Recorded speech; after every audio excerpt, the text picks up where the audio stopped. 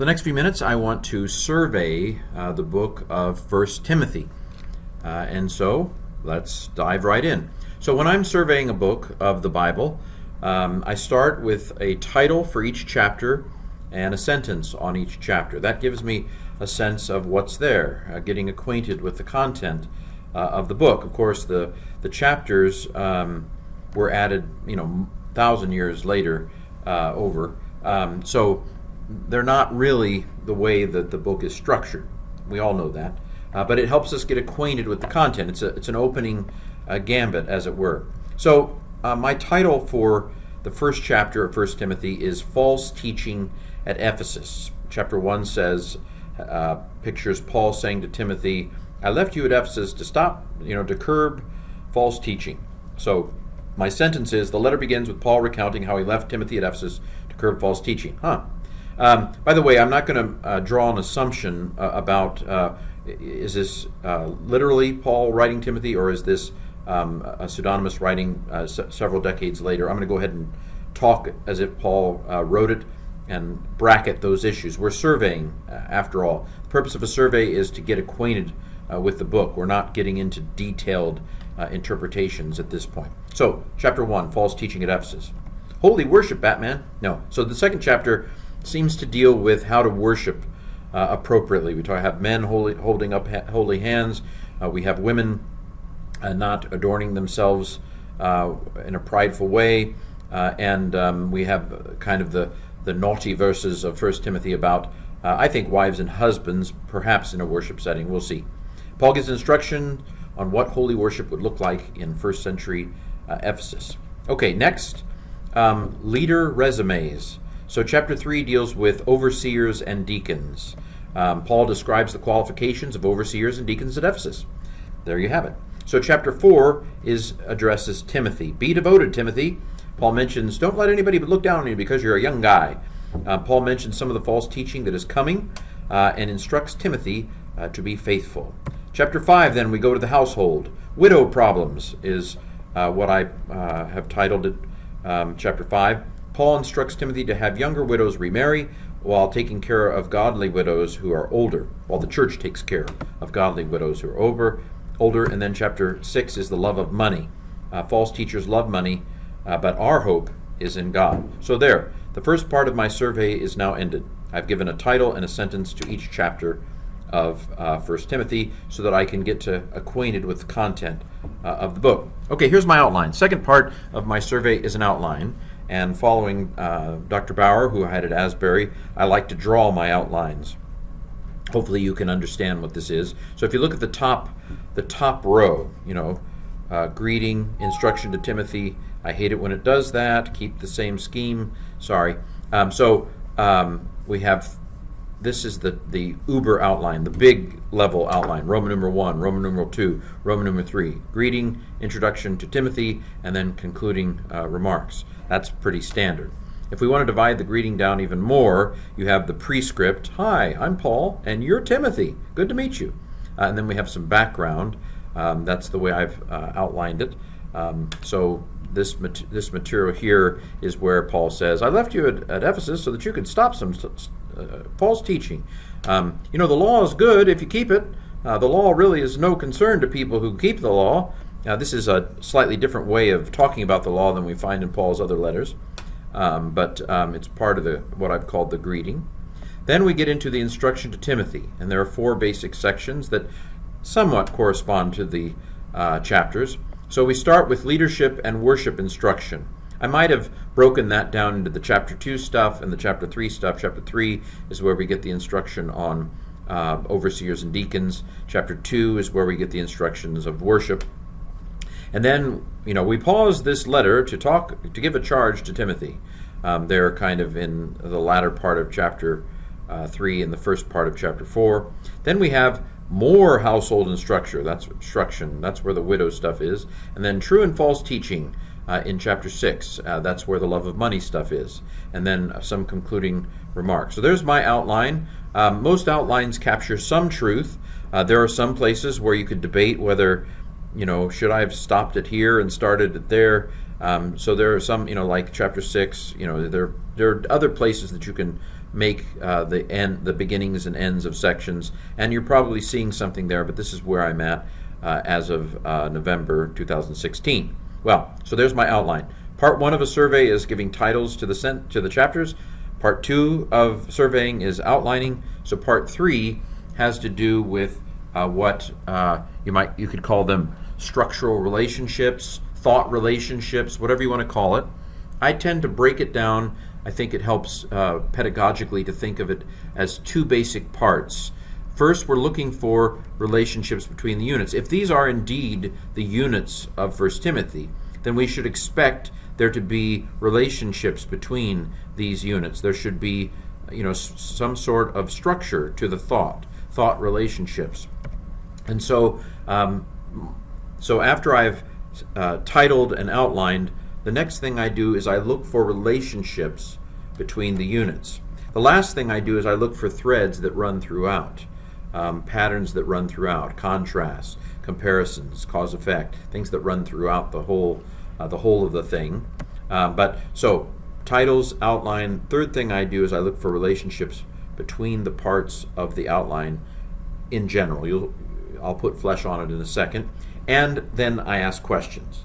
So for each relationship I identify, for each thread I identify, for each contrast, for each comparison, for each cause effect, for each one of those I ask questions, various kinds of questions of definition, questions of why, how questions, and implicational questions. This is stuff I learned at Asbury and have made my own over the years. So, relationships between the units. Well, just to be complete, it's a letter. It's got an introduction. It's got a conclusion. It's got some preparatory stuff, in that introduction.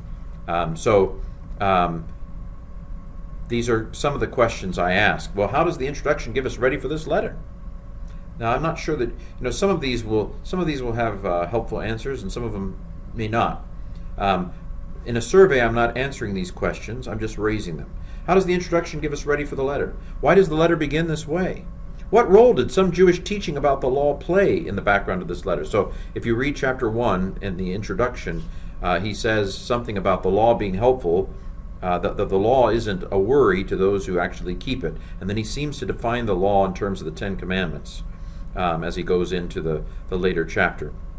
So it seems like the Jewish teaching that 1 Timothy has in mind, the false teaching is Jewish in nature, and it involves something to do with the law.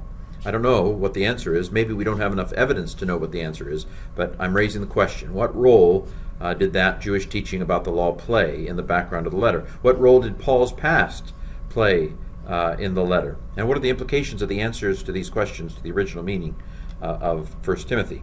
Here's some questions about the conclusion. How does the conclusion conclude the letter? Why does Paul conclude with comments on the rich? Because it seems like when he's closing up the shop, he readdresses this question of the rich. Why is Paul entrusting the content of this letter to Timothy? This is one of the features of the pastoral letters, this kind of recurring entrusting of teaching. Why is Paul so concerned about false teaching? Implications of the answers to these questions to the original meaning of 1 Timothy? Okay, so you get the sense that I'm seeing relationships between the structure of 1 Timothy and there being relationships between the thinking and the flow of 1 Timothy. So this second one here, I've kind of combined two. First of all, the introduction talking about this false teaching, it seems to play itself out in the rest of the letter. Now, this is a little interpretive, okay? I'm supposed to be surveying, but there's a fine line between observing and interpreting. And in fact, probably we can't observe without interpreting, but that's not important right now. But I think that I'm observing that the general teaching about false teaching in chapter 1 plays itself out in the rest of the letter. That's a movement from general to particulars, from general to specific. So we've got general, we need to stop false teaching. But the stuff that follows, I think, is playing out that curbing of false teaching. And there's a cause effect too, because it seems to be that if Paul seems to be saying that if Ephesus will do these things later in the letter, that it will help curb. In other words, that these things are examples of how to curb the false teaching. So, it would seem that the statement Paul makes about leaving Timothy at Ephesus to curb false teaching plays itself out in the rest of the letter, in the particular instructions Paul gives. And in general, I would say that Paul is setting up order in 1 Timothy. And the order, the structures that he's setting up in 1 Timothy are meant to protect the church at Ephesus against false teaching. So what is the false teaching?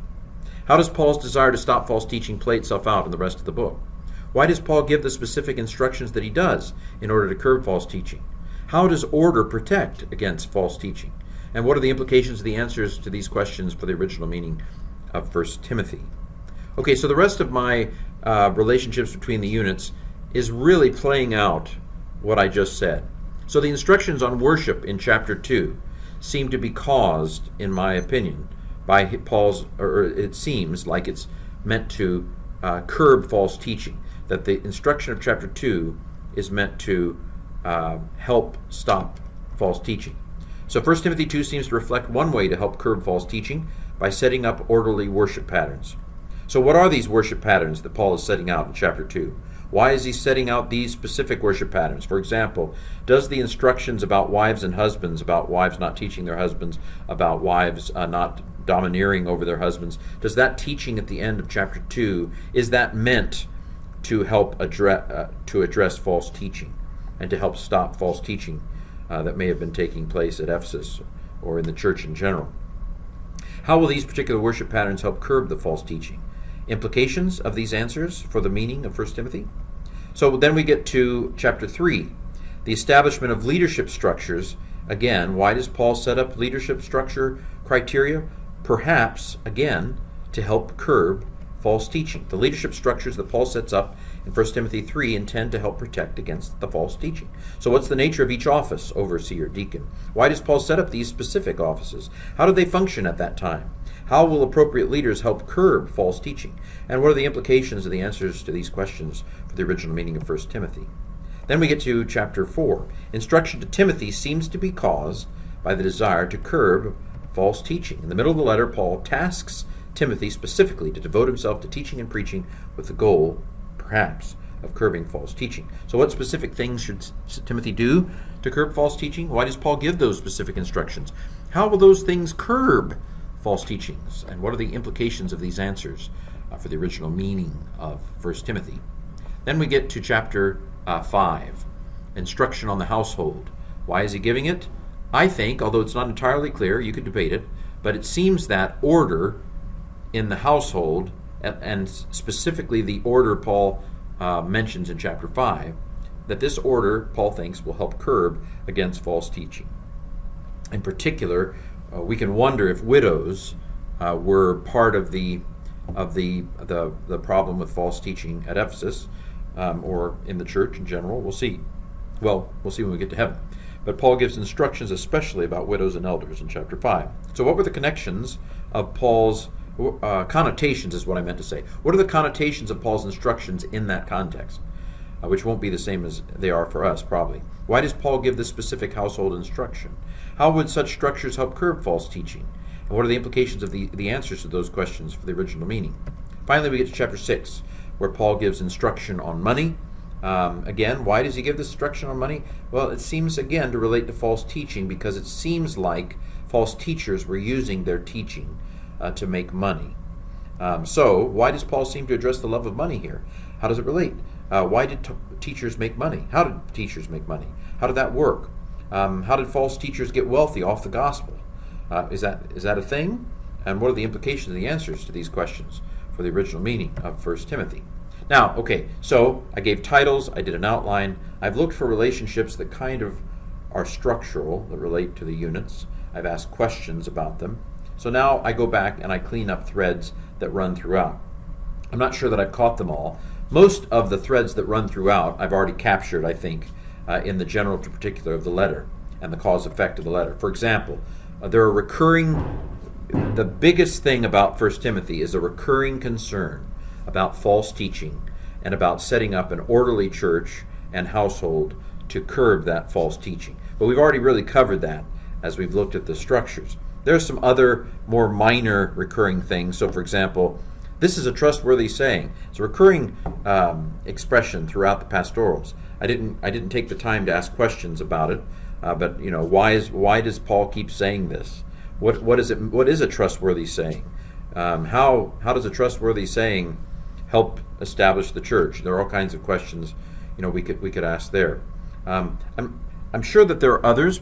What have I missed? Help me out. Help the next time I teach this class by showing me some recurring things that run like a thread throughout 1 Timothy that I've missed. Maybe the recurring deposit of faith, something like that, the recurring idea that Paul is leaving a deposit for Timothy. Well, this has been a quick survey of 1 Timothy.